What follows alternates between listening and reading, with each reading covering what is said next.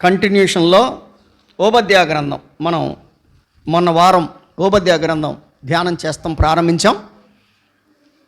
ఓబద్యా గ్రంథం 1వ అధ్యాయం 1వ వచనం చదువుతాను. ఓబద్యాకు కలిగిన దర్శనం. ఎదోమును గురించి ప్రభువగు యెహోవా సెలవిచ్చున్నది. యెహోవా యొద్ద నుండి వచ్చిన సమాచారము మాకు వినబడెను. ఎదోము మీద యుద్ధము చేయదము లెండని జనులను రేపుటకై దూత పంపబడి ఉన్నాడు. ప్రార్థన.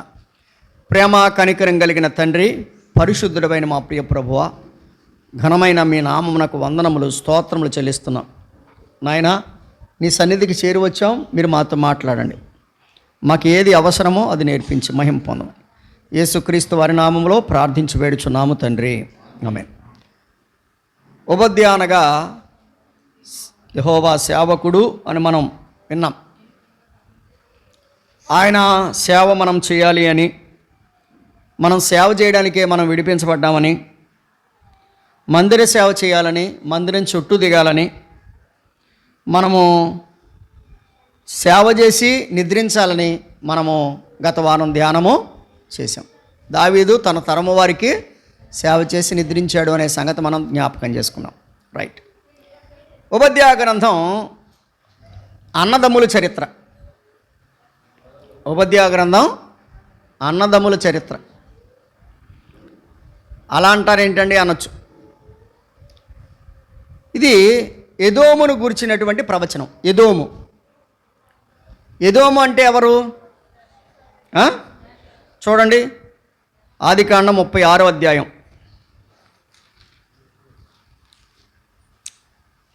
ఆదికాండం 36వ అధ్యాయం 8వ వచనం. అప్పుడు ఏశావు శేయీరు మన్యములో నివసించెను.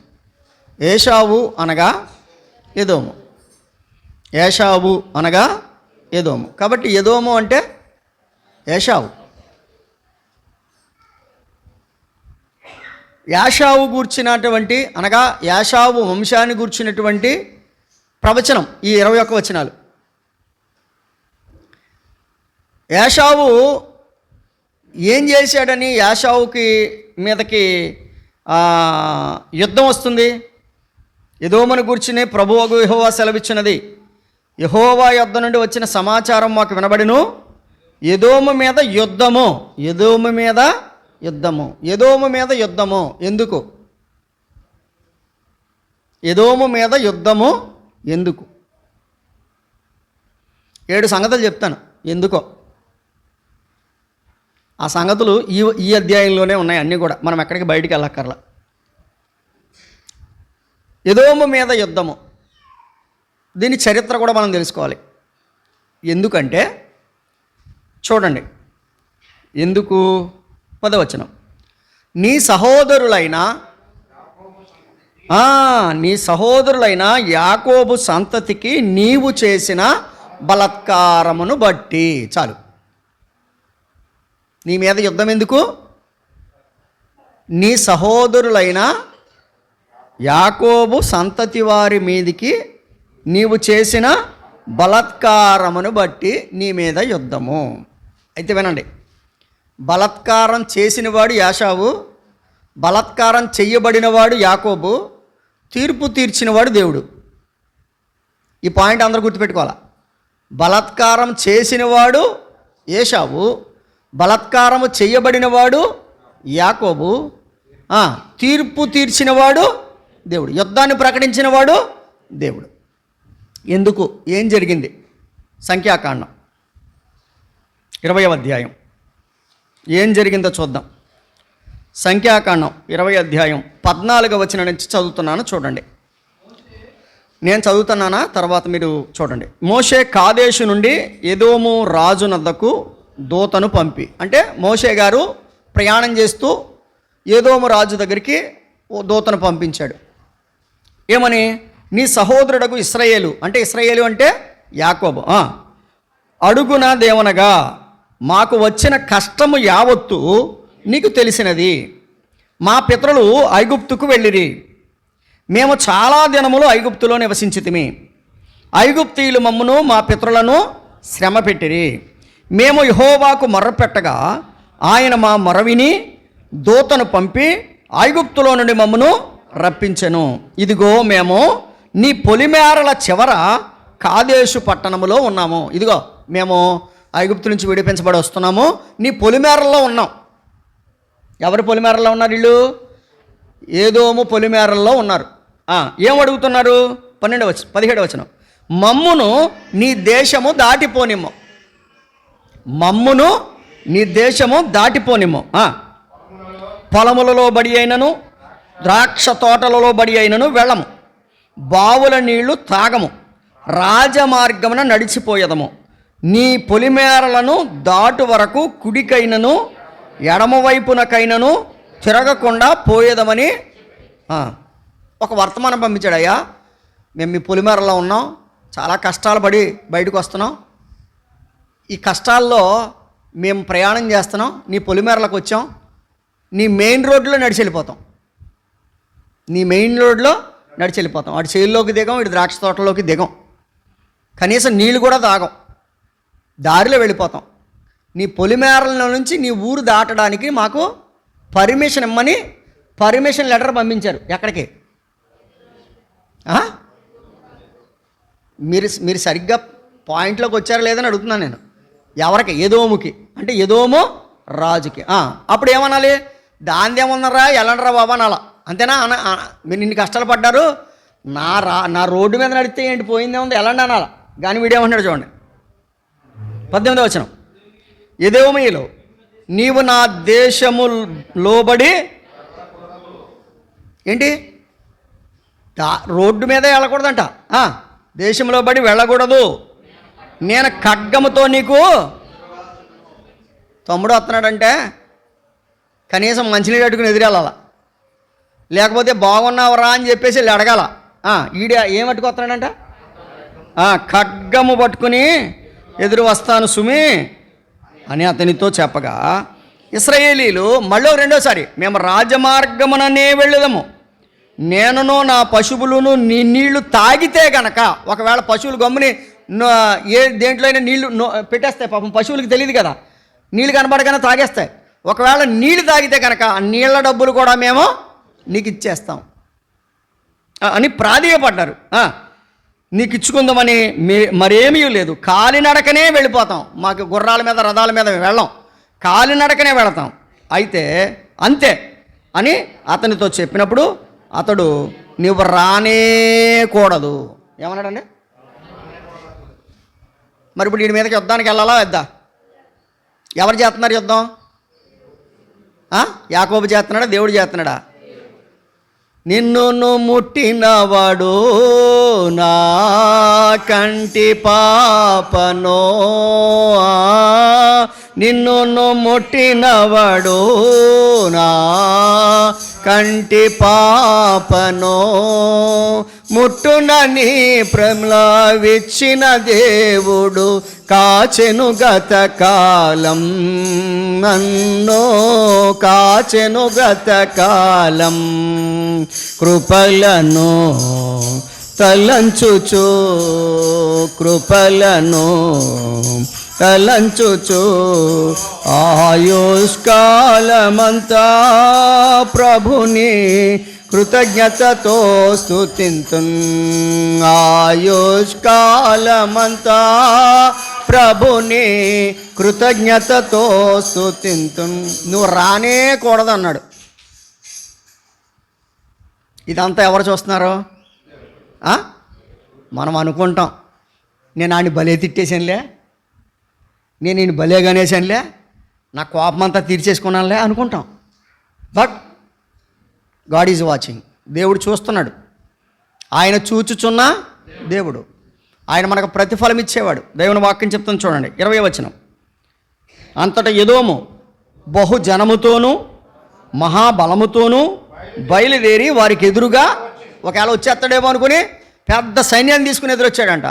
21వ వచనం, ఎదోము ఇశ్రాయేలు తన పొలిమేరల లోబడి దాటిపోవుటకు సెలవీయలేదు గనుక ఇశ్రాయేలీలు అతని యొద్ద నుండి జస్ట్ దాటి వెళ్ళిపోవడానికి అవకాశం ఇవ్వలేదు. ఇవాళ చూడండి, ఏయ్ నీ సరిహద్దు ఎక్కడి వరకు ఉంది, నా సరిహద్దు ఎక్కడి వరకు ఉంది. వెళ్ళిపోతా ఈ సరిహద్దులన్నీ నెత్తి మీద తీసుకెళ్ళిపోతాం మనం, అవునంటారా? చెప్పండి, తీసుకెళ్ళిపోతామా?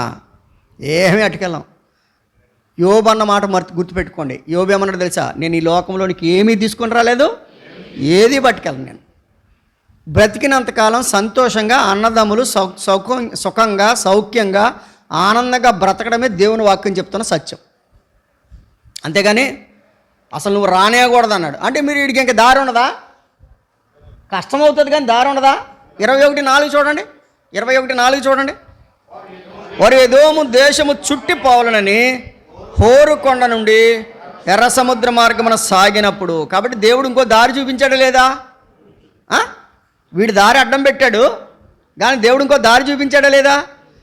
మర్చిపోకండి, దేవుని మీద మనం ఆధారపడినప్పుడు దేవుడు ఒక దారి మూసుకుపోయినా ఆయన వేరొక దారి మనకి చూపిస్తాడు. ఇప్పుడు ఎర్ర సముద్ర మార్గాన్ని వెళుతున్నారు. ఏది ఏమైనా మూసుకుపోయినట్టు మనిషి మూసాడు దారి, దేవుడు తెరిచాడు మరొక దారి.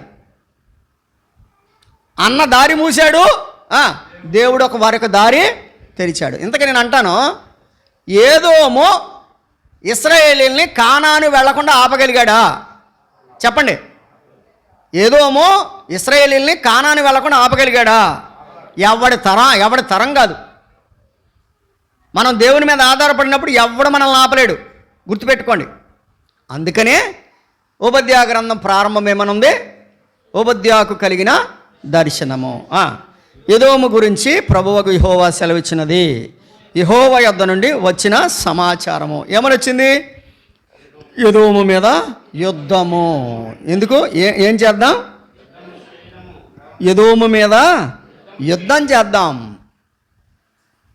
రైట్. ఇప్పుడు ఎదోము ఎటువంటి వాడో లేఖనాల్లో నుంచి, ఓబద్యా గ్రంథంలో నుంచి చూద్దాం. అతడు చేసినటువంటి పనులకు వచ్చినటువంటి నష్టం కూడా చూద్దాం కదండి.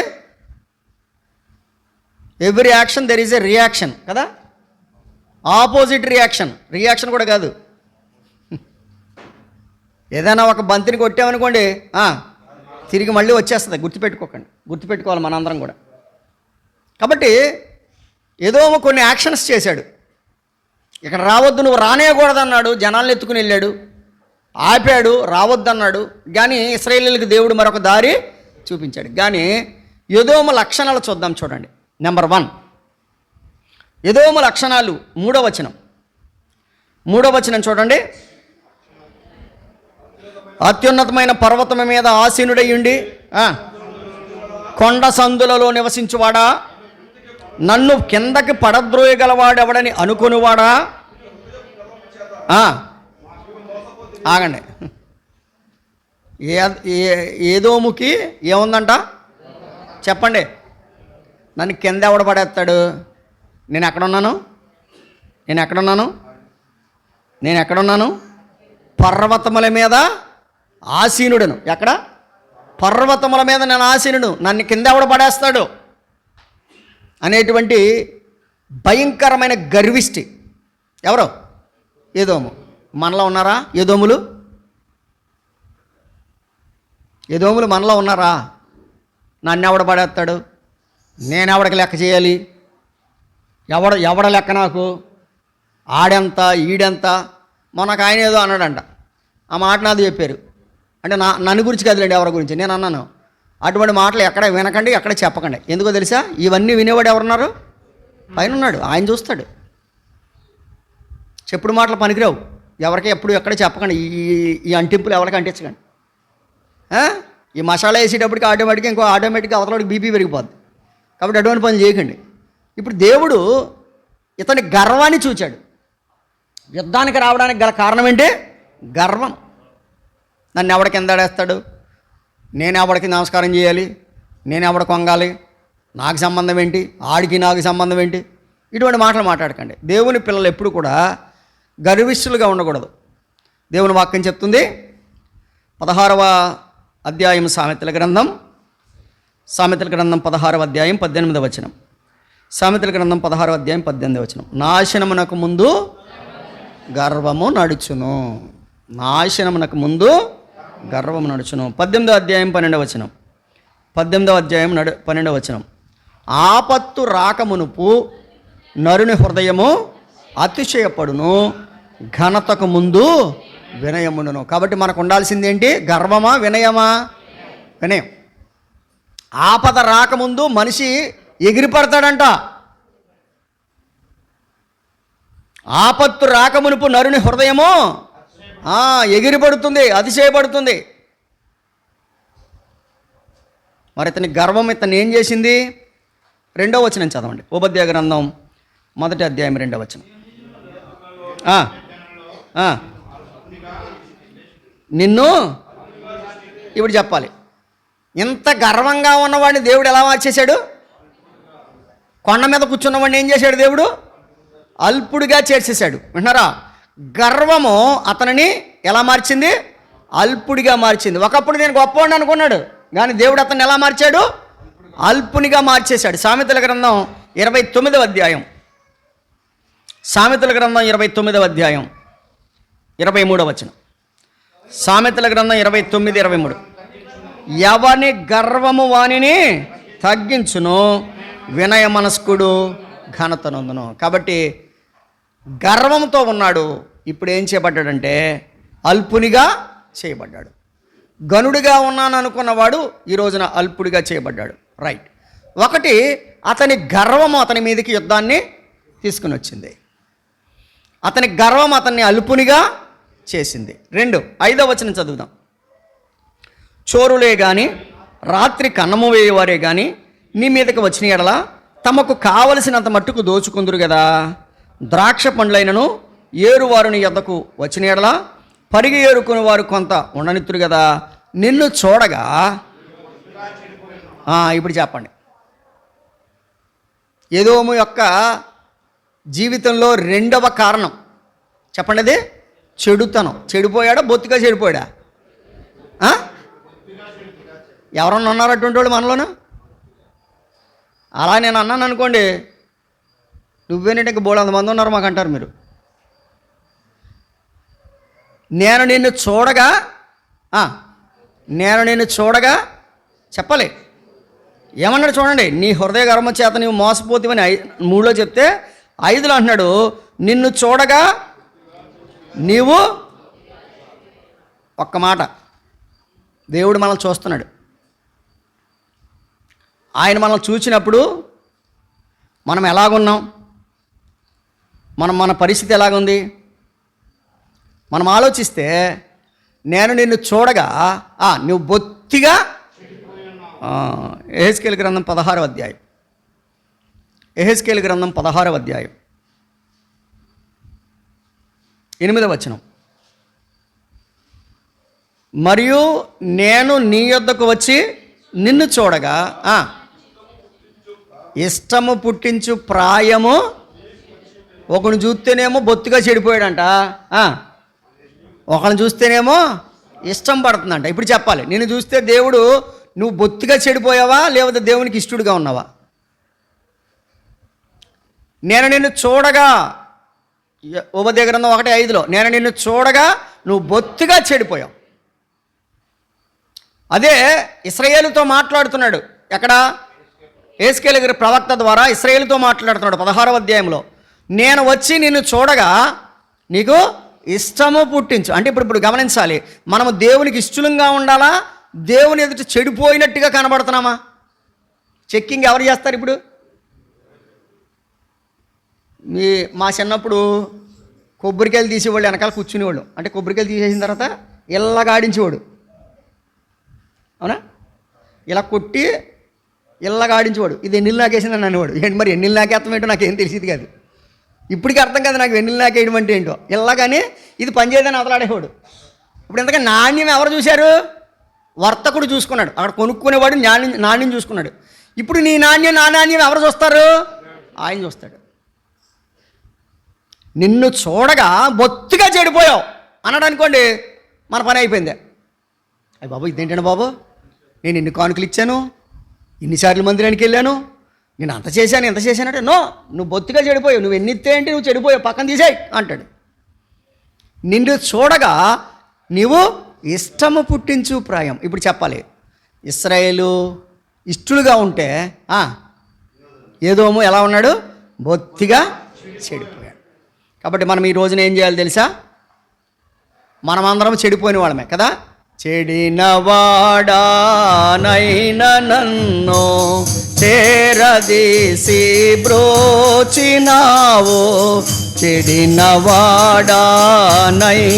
నన్ను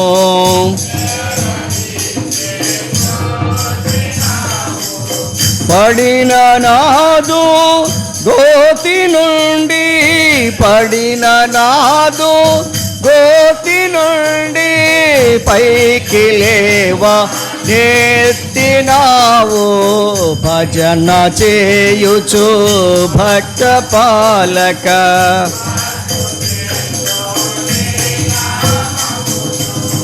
నువ్వు బొత్తిగా చెడిపోయావు అన్నాడు. కానీ ఈ రోజున ప్రభు మనకు ఒక అవకాశం ఇస్తున్నాడు. ఏంటో తెలుసా? తిమోతికు రాసిన మొదటి పత్రిక 6వ అధ్యాయం. తిమోతికు రాసిన మొదటి పత్రిక 6వ అధ్యాయం 5వ వచనం. తిమోతికు రాసిన మొదటి పత్రిక 6వ అధ్యాయం 5వ వచనం. చెడిపోయిన మనసు కలిగి సత్యహీనులై దైవభక్తి లాభ సాధనమనుకును మనుషుల వ్యర్థ వివాదములు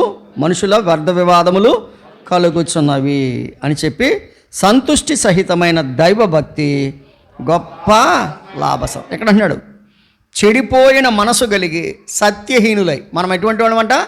చెడిపోయిన మనసు, సత్యహీను. 2వ పత్రిక రండి, తిమోతి 2వ పత్రిక 3వ అధ్యాయం 13వ వచనం. అయితే దుర్జనులను వంచకులను ఇతరులను మోసపరచుచు తామును మోసపోవచ్చు అంతకంతకు ఏం చేస్తున్నారంట? అంతకంతకే తాము మోసపోతున్నారంట, ఇతరులను కూడా మోసపరుస్తున్నారంట, అంతకంతకే చెడిపోతున్నారు. అయితే మనం ఏం చేయాలి మరి?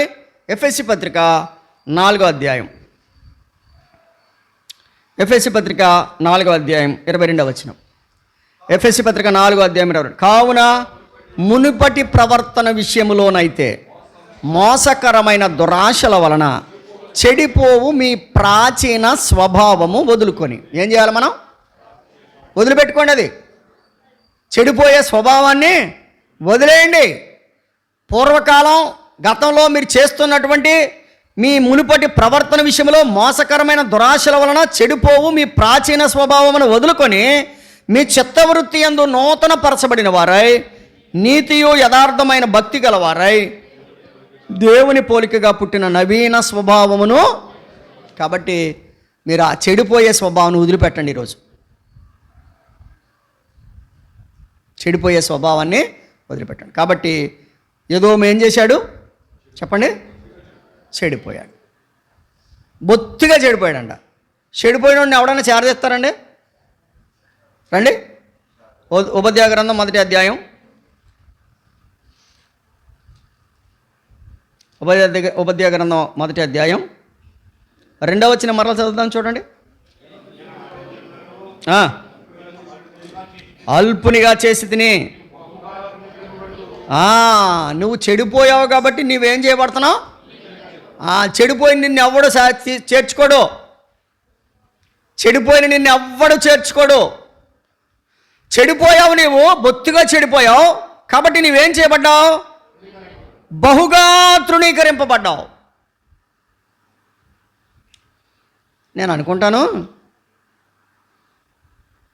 చిన్నవాడి సంగతి పందులకు కూడా తెలిసిపోయిందేమో అనుకుంటున్నాను నేను. ఎవడి సంగతి? చిన్నోడి సంగతి. ఇప్పుడు కత్తి కుడి తాగనవచ్చుగా, కుడి తాగనవచ్చు కదా, పోనీ కొంచెం పొట్టు తినవచ్చు కదా. అవి అనుకున్నాయి, పందులు అనుకున్నాయి.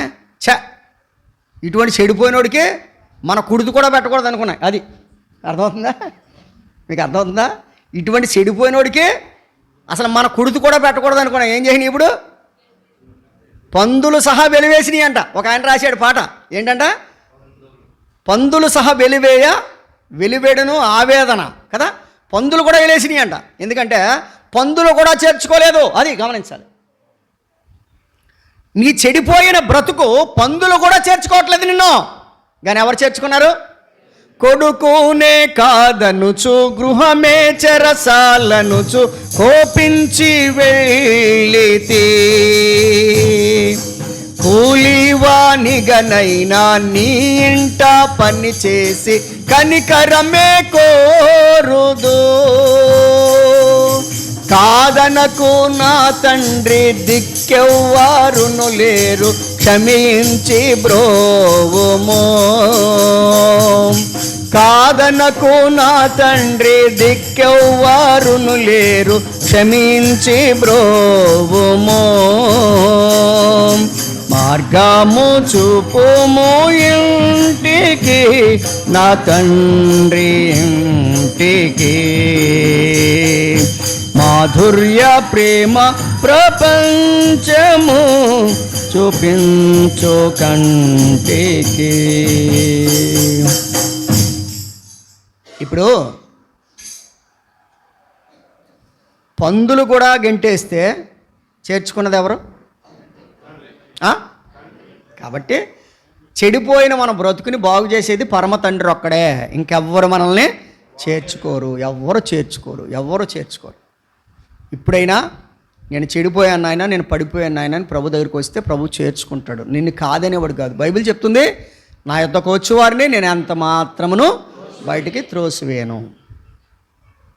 కాబట్టి ప్రభు తన యొక్క కృపచేత మరొక అవకాశం మనకిస్తున్నాడు. ఏంటో తెలుసా? ఎంత చెడిపోయినా ప్రభు దగ్గరికి వచ్చే అవకాశం. ఈ 2026వ సంవత్సరంలో ఇప్పుడైనా మనం ఏం చేయాలి? మన చెడిపోయిన పాచైన స్వభావాన్ని వదిలిపెట్టుకొని ప్రభువు దగ్గరికి మనము రావాలి. వచ్చి అడగాలి, ప్రభువా నేను చెడిపోయాను, నన్ను కరుణించమంటే ప్రభువుని మనకందరికి మరలా తిరిగి ప్రశస్త వస్త్రాలు ఇస్తాడు, ఆహారం పెడతాడు, తన సహవాసము ఇస్తాడు. కాబట్టి ఎదోము ఎలా ఉన్నాడంటే బొత్తిగా చెడిపోయాడు. అతడు బొత్తిగా చెడిపోయాడు. కానీ ఎన్నంటను బొత్తిగా చెడిపోయిన వాడిని కూడా మన ప్రభువు చేర్చుకుంటాడు. లూకాసు వార్త 15వ అధ్యాయం. లూకాసు వార్త 15వ అధ్యాయం 21వ వచనం. అప్పుడు ఆ కుమారుడు అతనితో, తండ్రి నేను పరలోకమునకు విరోధముగాను నీ ఎదుట నువ్వు పాపము చేసితిని, ఇక మీదట నీ కుమారుని అనిపించుకున్నటకు యోగ్యుడను కాను అనను. అయితే ఆ తండ్రి తన దాసులను చూచి ప్రశస్త వస్త్రములు త్వరగా తెచ్చి వీనికి కట్టి వీని చేతికి బంగారు ఉంగరము పెట్టి పాదములకు చెప్పులు తొడిగించుడి, క్రొవ్విన పశువును తెచ్చి వధించుడి, మనము తిని సంతోషపడదాం. ఈ నా కుమారుడు చనిపోయి మరలా బ్రతికెను, తప్పిపోయి దొరికెనని చెప్పెను. అంతటా వారు సంతోషపడసాగిరి. చెడిపోయాడు, కానీ చెడిపోయిన వాడు ఎక్కడికి వచ్చాడు? తండ్రి దగ్గరికి వచ్చాడు. చాలామంది అనుకుంటున్నారు నేను బాగైన తర్వాత తండ్రి దగ్గరికి వస్తానని. నువ్వు బాగైన తర్వాత తండ్రి దగ్గరికి ఎందుకు? బైబిల్ ఏముందో తెలుసా? ఆరోగ్యము గలవారికి వైద్యుడు అక్కర్లేదు. ఒక పెద్ద భూస్వామి గారు ఇలా వెళ్తూ ఉండేవాడంట. నాన్నగారిని చూసి సిగరెట్ వెనక్కి పెట్టుకునేవాడంట. పెద్ద పేర్లు చెప్పకూడదు కాబట్టి చెప్పట్లేదు. ఆయన పెద్ద భూస్వామి. ఆ పొలానికి వెళ్తా నాన్నగారిని చూసి సిగరెట్ వెనక్కి పెట్టుకుంటే అనేవాడంట, ఇది మానేసాక వస్తానండి అనేవాడంట. ఏది మానేశాక? అది మానలేదు ఆయన. అది మానలేదు. మీలో కూడా చాలామంది ఎలా ఉన్నారంటే, నేను మంచోడిని అయిపోయాక మందిరానికి వస్తానండి. మంచోడిని అయ్యాక మందిరానికి రావడం ఏంటి? నిన్ను మంచోడిగా చేయడానికి ఆయన తన దగ్గర రమ్మంటున్నాడు. నీ చింపిరి బట్టలు, పనికిమాలిన బట్టలు తీసేసి ప్రశస్త వస్త్రాలు తొడగడానికి ఆయన రమ్మంటున్నాడు. నీ వస్త్రాలు నువ్వు తీసుకోలేవు, నీ మురిగుడ్డలు నువ్వు తీసుకోలేవు. నీకు ప్రశస్త వస్త్రాలు ఇవ్వాలన్నా, నీకు ఉంగరం ఇవ్వాలన్నా, చెప్పులు తొడగాలన్నా, అన్నం పెట్టాలన్నా, ఆశీర్వాదం ఇవ్వాలన్నా ఆయన దగ్గరికి రావాలి. అంతేగాని నేను మారిపోయా, నువ్వు మారిపోయావు. అసలు నువ్వు నేను మారిపోవడానికి మనమేం దేవుళ్ళుమా? కాబట్టి ప్రభు దగ్గరికి వచ్చి పాదాల మీద పడండి. ఆయన ఎటువంటి ఘోరమైన పరిస్థితుల్లో మనల్ని ఉన్నా ఆయన మనల్ని ఏం చేస్తాడు? బొత్తుగా చెడిపోయిన వారిని కూడా ఆయన ఏం చేస్తాడు? బాగు చేస్తాడు. కాబట్టి ఎదోము బొత్తిగా చెడిపోయాడు. రైట్. మూడవ సంగతి, నేను అన్నీ చెప్పకపోయినా సమయాన్ని బట్టి నేను ముగిస్తాను. రండి, ఉపద్యాగ గ్రంథం 1వ అధ్యాయం 7వ వచనం. నీతో సంధి చేసిన వారు నిన్ను తమ సరిహద్దుల వరకు పంపివేయుదురు. నీతో సమాధానముగా ఉన్నవారు నిన్ను మోసపుచ్చి నీకు బలాత్కారము చేయుదురు. నీ అన్నము తిని నీ కొరకు ఉరియొడ్డుదురు. ఏదోమో వివేచన లేకపోయాను అంటారండి. ఏదోముకి ఏం లేదంట, వివేచన లేకుండా బతుకుతున్నారంట కొంతమంది. ఏదోముకి ఏమి లేదు, వివేచన లేదు. కొంతమంది బ్రతుకుతున్నారు కానీ వివేచన లేకుండా బ్రతుకుతున్నారు. ఏదోము కూడా బతికాడు కానీ ఎలా బతికాడు, వివేచనగా బతికండి. కొంతమంది బతికేస్తున్నాం, తినేస్తున్నాం, తాగుతున్నాం, పడుకుంటున్నాం, అంతే అయిపోయింది. అసలు భవిష్యత్తు ఏంటి, ఎలా ఉండాలి, మన పరిస్థితి ఏంటి, రేపటి పరిస్థితి ఏంటి, నేను ఈ రోజున ఎంత కష్టపడుతున్నాను, రేపొద్దున దేవుడు నాకు ఎలాంటి మంచి పరిస్థితిని ఇస్తాడు, ఇదేం లేదు. తినడం, తిరగడం, బొబ్బోవడం. వివేచన లేని జీవితం, వివేచన లేని పరిస్థితి. 92వ కీర్తన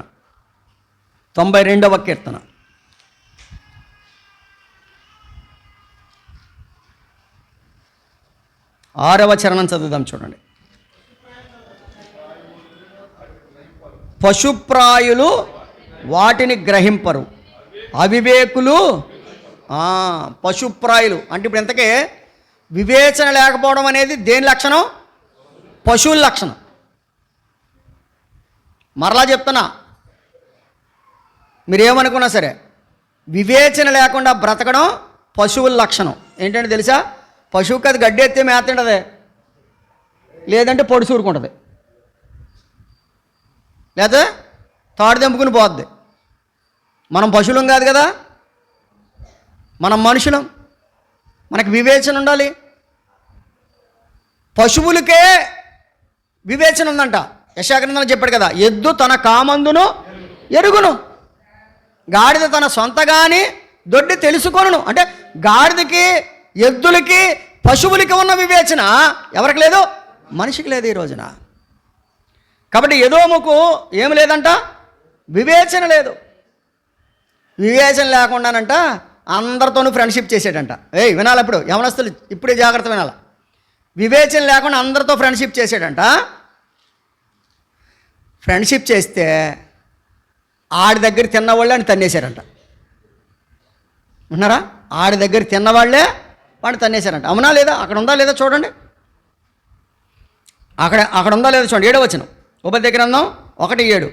నీతో సంధి చేసిన వారు నిన్ను తమ సరిహద్దుల వరకు, నువ్వు మా దగ్గర ఉండొద్దురా అని చెప్పేసి ఎక్కడి వరకు తరిమేశారంట.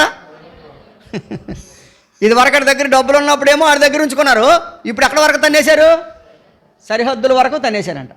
ఎవరిళ్ళు, తర్వాత లైన్, నీతో సమాధానముగా ఉన్నవారు అంటే నీ దగ్గర ఏమీ లేదు కాబట్టి ఇప్పుడు నిన్ను మోసం చేశారు. ఇది వరకు అంతా నీ దగ్గర తిన్నారు, నిన్ను ఒలిసేసుకున్నారు, శుభ్రంగా జోబులేదంతా లాగేశారు. ఇప్పుడు నిన్నేం చేశారు, మోసం చేశారు. నీకు బలాత్కారము చేయుదురు. ఆ తర్వాత పట్టుకోండి, వారు నీ అన్నము తిని తిన్న ఇంటికి వాసాలు లెక్కెడతామంటారు చూసారా, ఇదే.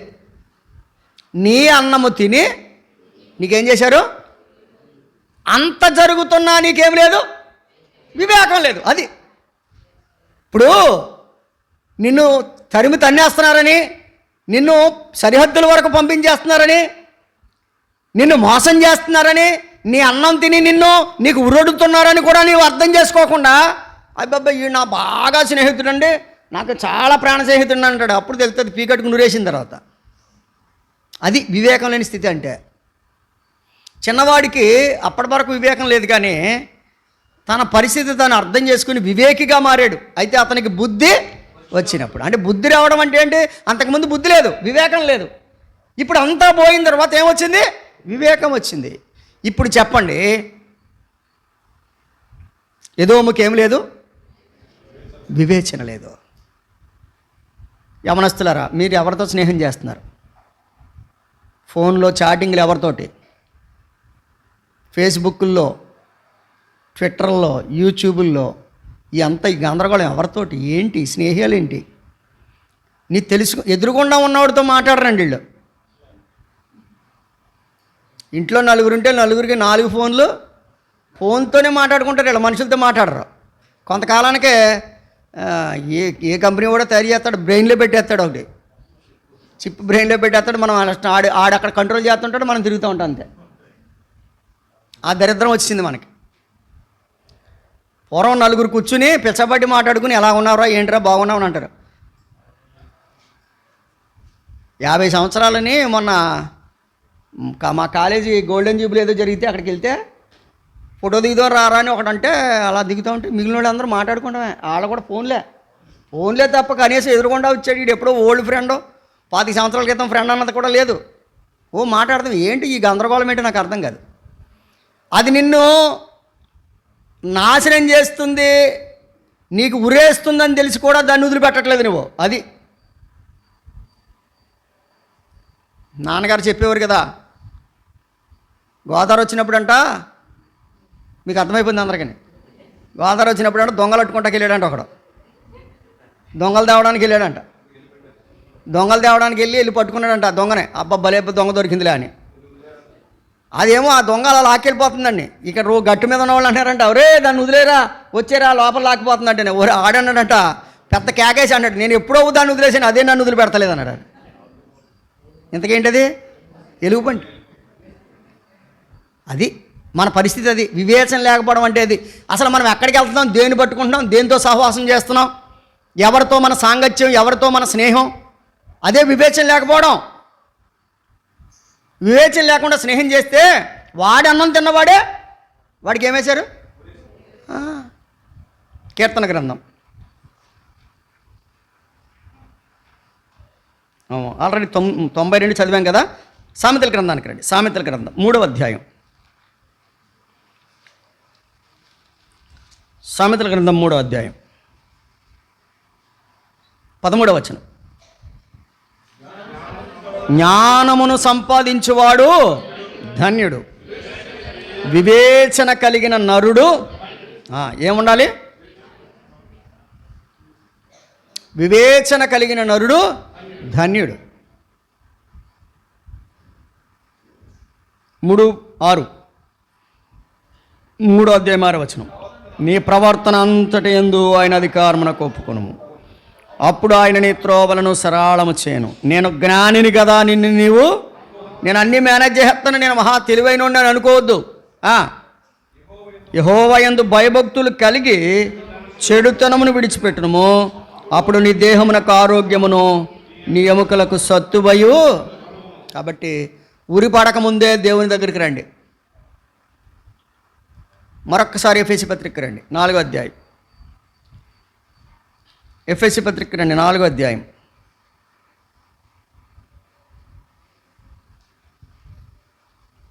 మరలా చదువుతున్నాను. కావున మునుపటి ప్రవర్తన విషయంలోనైతే మోసకరమైన దురాశ. ఏమండి? ఏ ఆశ? మోసకరమైన దురాశ. గమనిస్తున్నారా? మన దురాశలు ఎటువంటివి? మనల్ని మోసం చేసేవి. రండి ఇప్పుడు ఓబద్యా గ్రంథం 1వ అధ్యాయం.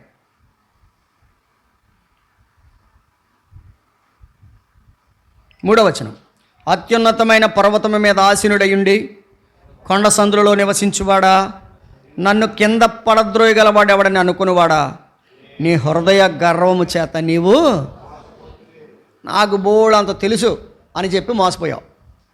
నేను మహాజ్ఞానిని అని నీవు మోసపోయావు. కాబట్టి ఒకటి, గర్వము వల్ల నష్టం తెచ్చుకున్న ఎదోము. 2, చెడుతనము వల్ల నష్టము తెచ్చుకున్న ఎదోము. 3, వివేచన లేని పరిస్థితి వల్ల నష్టము తెచ్చుకున్న ఎదోము. రైట్. గర్వం ఏం చేసింది? అతన్ని అల్పునిగా చేసింది. చెడుతనం ఏం చేసింది? తృణీకరింపబడేలాగున చేసింది. 2వ వచనంలో ఉంది కదా, నీవు బహుగా తృణీకరింపబడదు. మరి వివేచన లేని పరిస్థితి ఏం చేసింది? 3వ వచనంలో ఉంది, మోసం చేసేలా చేసింది.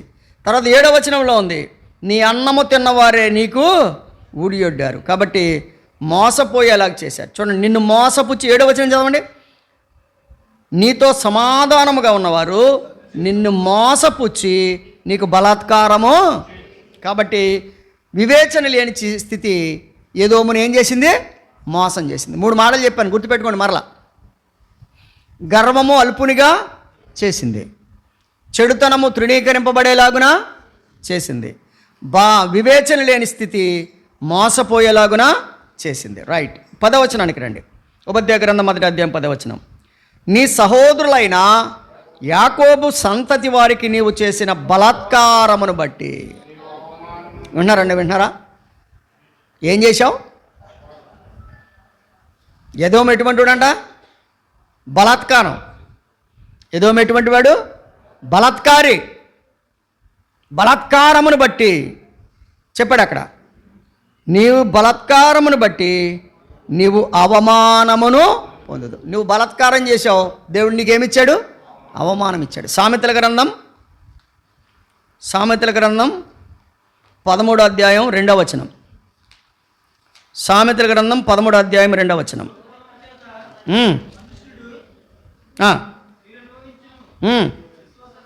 విశ్వాసఘాతకులు బలాత్కారము చేత.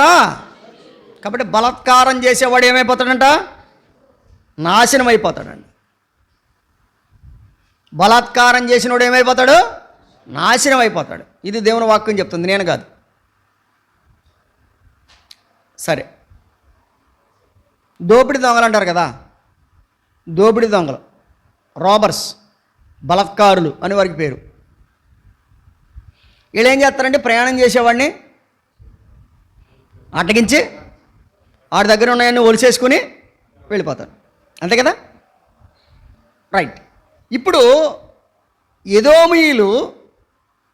ఎదోమీయులు బలాత్కారం చేసి తన తమ్ముడి దగ్గర ఒలిసేసుకున్నారు వీళ్ళు. చాలా యుద్ధాలు ఉన్నాయి, అవన్నీ చూపించడానికి సమయం కాదు. ఈ ఎదోమీయులు ఏం చేశారంటే ఇశ్రాయేలీయుల్ని చాలాసార్లు మోసగించి వాళ్ళ దగ్గర దోచుకున్నారు.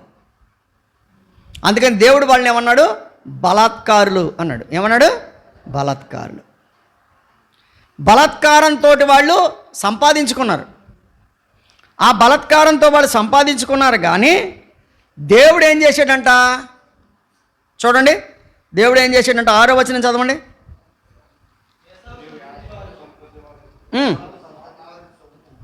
యాషావు సంతతి వారి సొమ్ము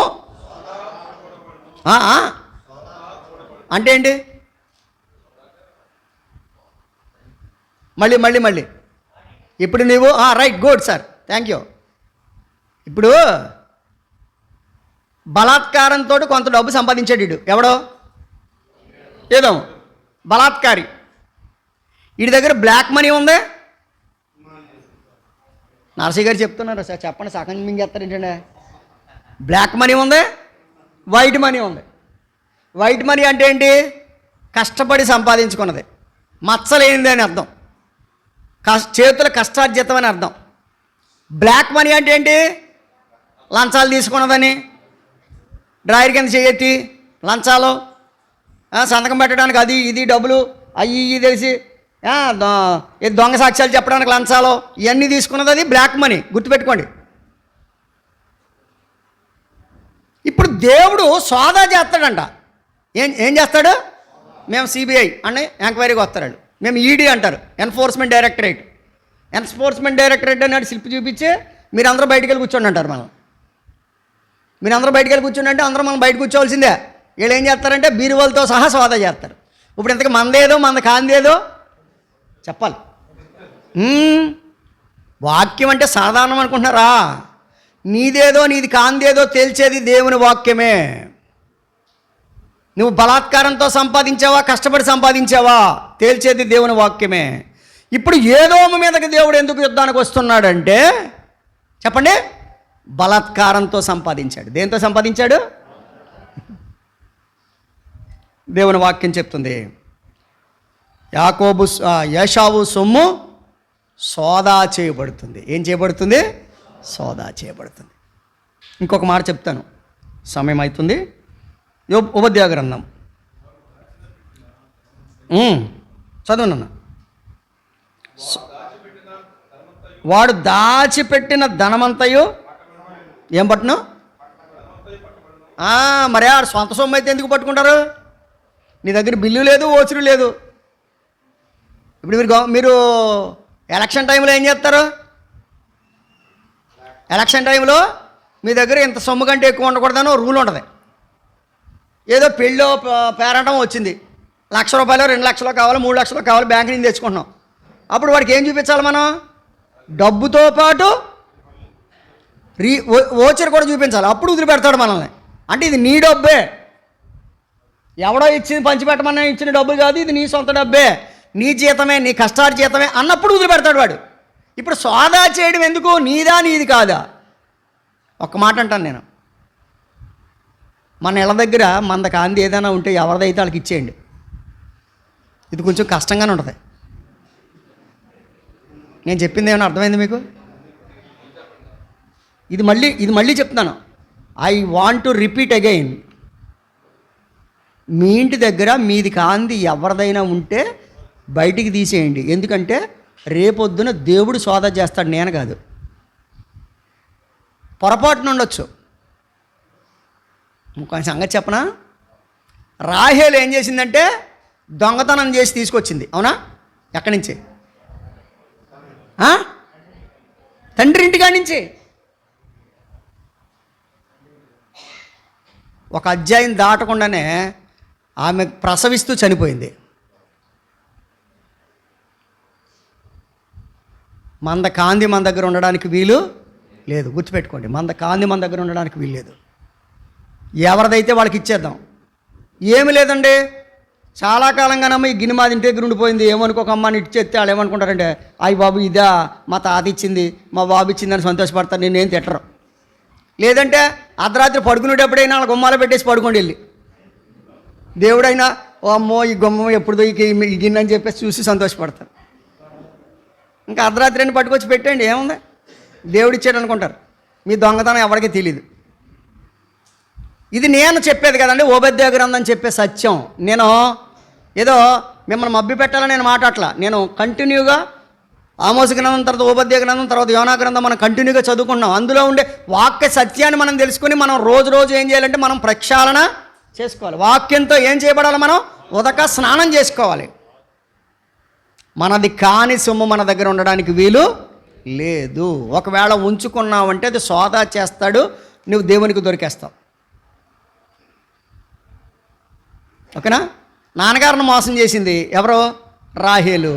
నాన్నగారండి ఏమనుకోకండి, నేను లేవకూడదండి అని చెప్పి చాలా టాక్టిక్స్గా మాట్లాడి ఒంటి సామాన్లో పెట్టి ఆ ఒంటి సామాన్ల మీద కూర్చుంది.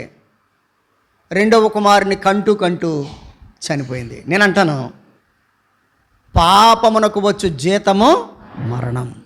అయితే దేవుని కృపావరం మన ప్రభు అయిన యేసుక్రీస్తునందు నిత్యజీవం. కాబట్టి యేసు ప్రభు దగ్గరికి రండి. మన పాపాలు ఒప్పుకుని, ప్రభువా నేను పాపిని ఒప్పుకుంటే ప్రభువు మనల్ని క్షమిస్తాడు. అటువంటి క్షమాపణ పొందుదాం. దేవుని చిత్తమైతే మిగిలిన విషయాలు మరలా వారం ధ్యానం చేద్దాం. దేవుడి మాటలు మన కొరకు దీవించునుగాక. ప్రేమ కలిగిన మా తండ్రి వందనాలు. అందరిలో అన్ని విధాలుగాని వాక్యాన్ని ఫలింపచేయండి. ఓబద్య గ్రంథములో ఎదోము యొక్క జీవితాన్ని మీరు మాకు జ్ఞాపకం చేస్తున్నారు. ఆయన మా జీవితాలు కూడా మేము పరీక్షించుకొని సరి చేసుకోవడానికి సహాయపడమని యేసుక్రీస్తు వారి నామములో ప్రార్థించి వేడుచున్నాము తండ్రి. ఆమేన్. అందరికీ వందనాలు.